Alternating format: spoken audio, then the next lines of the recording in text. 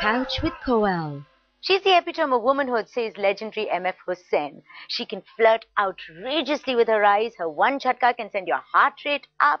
Films have been made about her, and her smile can brighten even your darkest day. She is the one and only Madhuri Dixit, and she's right here on my couch. Madhuri Dixit, thank you very much. You're one of my favorite actresses. I can't believe you're here on the couch with me. Thank you so much. And wearing it's the great colors you. of the couch. I'm telling you, I'm part of it now.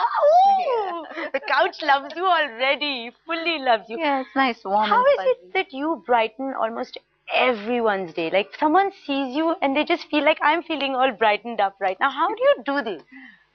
I don't know. I'm just myself, and when I meet people, it's genuine. When I meet them with warmth, and I give like positive, feelings.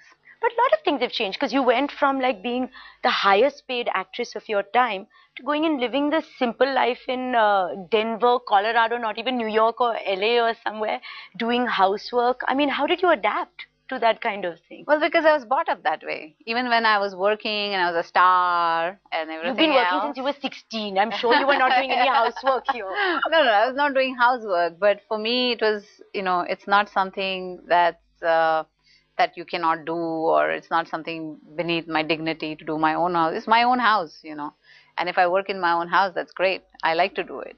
I've read that on one of your first few dates with Dr. Nene, he took you mountain biking. Yes. And it was quite an experience. It was an experience because, I used to ride a bike when I was in school.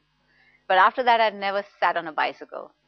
And it was like, when he said, oh, let's go mountain biking. I'm like, yeah, sure, let's go.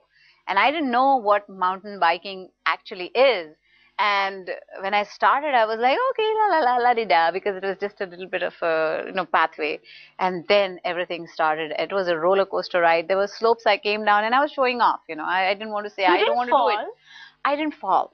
I did not. How is that possible? Because I did this and I fell instantly. I said, I'm not doing it anymore. I didn't fall because there was so much at stake. I was showing off, And I was coming down that slope and going, and I looked back and I said, did I just do that? Ah, And finally there was one slope and I said, no, I cannot do this anymore.